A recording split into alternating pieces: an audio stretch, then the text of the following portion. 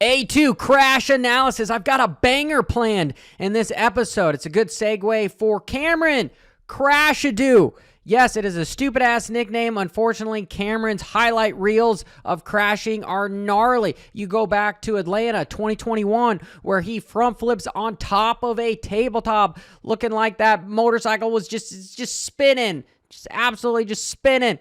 And then that night, potentially compromised health-wise, concussion-wise, creates a huge pileup where some of the riders get flown off with Flight for Life, which was Chris Blose. And it's ironic that Chris Blose is actually going to be a fill-in rider for Kawasaki for Shimoda, I believe, for the East Coast. And then you fast forward a weekend later for A3 in 2021, and Cameron is running injured with his leg, doesn't have the strength, ends up scrubbing over the lip of a triple, and it just was bad. And I'm not going to sit here and say that Cameron isn't a tough SOB. History has a way of proving that he is a tough SOB. And truthfully, the majority of all the Supercross motocross athletes are abnormally tough. The way that their brains just comprehend pain is different than a golf player. It just goes without saying that getting to this level, you are a certain breed. And you can see all the comments that, hey, Iron Man, beast mode, respect, tough as nails. I get it. However, I am borderlining on the realm of, should he have raced? Could he have been concussed again and potentially be a risk to the other riders out there? Yes. Given to his own devices, he's going to go out there and be tough as nails, be a gladiator. That is what the sport has bred, in a roundabout way, kind of brainwash guys into thinking that they have to overcome this stuff. But no, you're a professional athlete and your goal is to have a long career.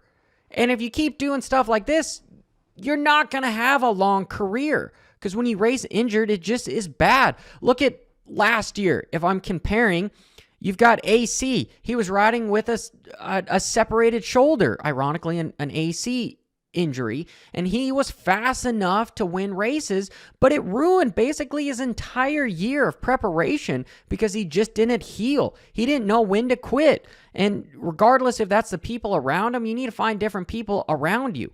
And in pro circuits scenario, their entire team is falling apart. They've got sponsors, they've got other stuff. So it's literally a risk versus reward.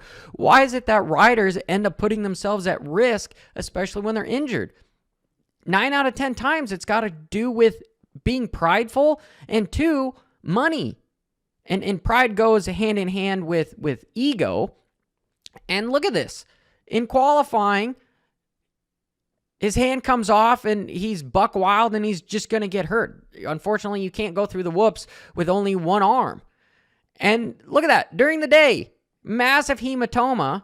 To me, usually swelling is there's a small fracture, small something. There's something in there. And afterwards, dude, that's nuts. But yeah, he's got a couple weeks off, and he made the decision with everyone else that he was good enough to ride. I just would have been incredibly nervous about riding around him. Not because he's not a good rider, but because he's riding compromised, right? And personally, I just don't think that this stuff should happen, and the sport should be in a position, or at least moving towards being in a position to where safety is above all, to where these guys can be a little bit more prima donnas. Like, you look at F1, you look at all this stuff, the guys just hold their hands up. Hey, I'm not feeling it today. It's not going to happen. And they have made their money because their contracts and they're confirmed with the security of their job to where they can take a weekend off. But in Supercross, it seems that you're only as good as your last race. It's a stigma.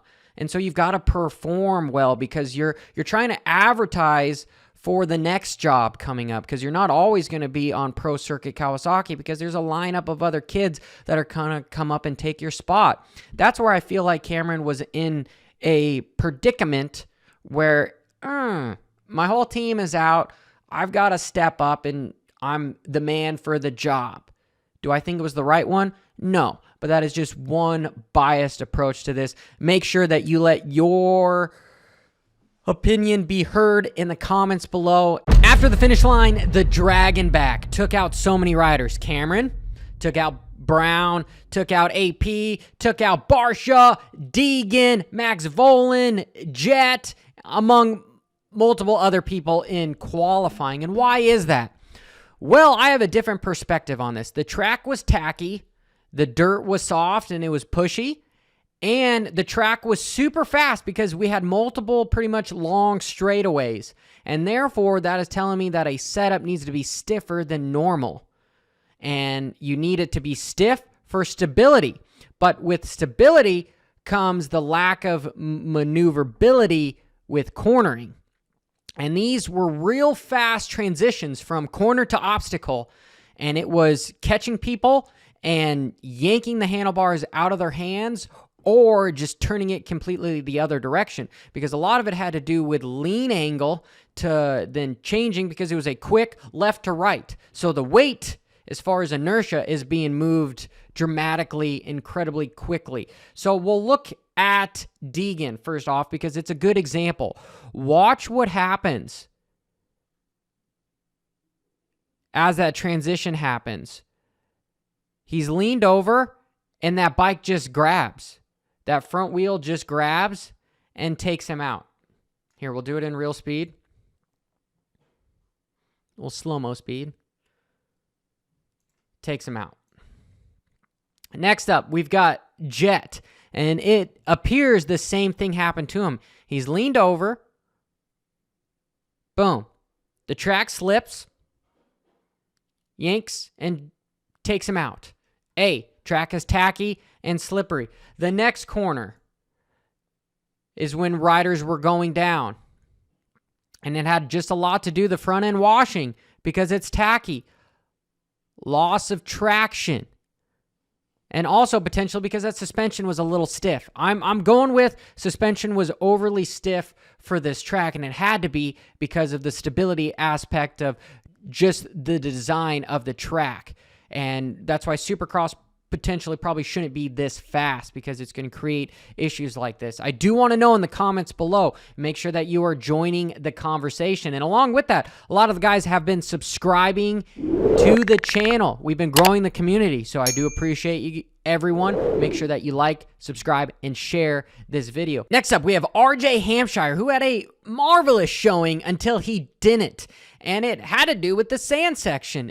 Handlebars got ripped out from his arms, and I'm going with the narrative that it was too stiff of suspension. The reason why riders do not like sand on a Supercross track is because the way to go through it effectively and efficiently is you have to have softer suspension. And Supercross, by definition, you need stiffer suspension. Not to mention that this track required even stiffer than normal suspension. So if we watch RJ in slow motion, what happens?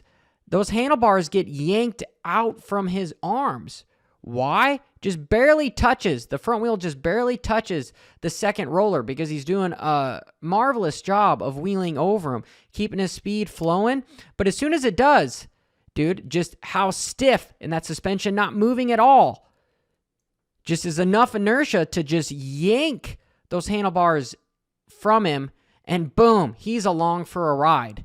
Last but not least, I have a couple hypotheses for the champ crashing around Cooper Webb by tripling on off the track onto some tough blocks and going down relatively hard. What are my conclusions? Well, my conclusions are A, it's too stiff a suspension, and B, just the tackiness of the track is breaking away. And with the suspension being stiffer, it's going to move. It's going to push back on you. That's why you need to have softer suspension to be able to corner effectively. It's a give and take, right? And this track required more stability because of how fast it was. So if we watch this, we're going to get a better angle of it. We're going to watch him lose traction briefly. Right about here, you're going to see Tomac lose traction and have a quick little blurp, right? Where he's got to set up perfectly. You can see that his ass is on that side, his ass crack is on the side of weighing the outside foot peg. So he's prepared to have that bike slip a little bit on him and This is what makes these riders so remarkable, is they have the intuition to be able to predict what the bike is going to do before it even does it. It's because of repetition and tens of thousands of hours of practicing a craft. They are literally in tune with the motorcycle. And if the tough blocks weren't there, Tomac would have rode away and been okay. So this is my first conclusion. So it's hard to see, but you can see a small slide out, right? And that front wheel is just catching just briefly. And it just gives him a little bit off balance. And he's trying to counter what just happened because he got just the small percentage of being off balance. And he's doing a fabulous job of correcting it, but he lands on a tough block. And off he goes.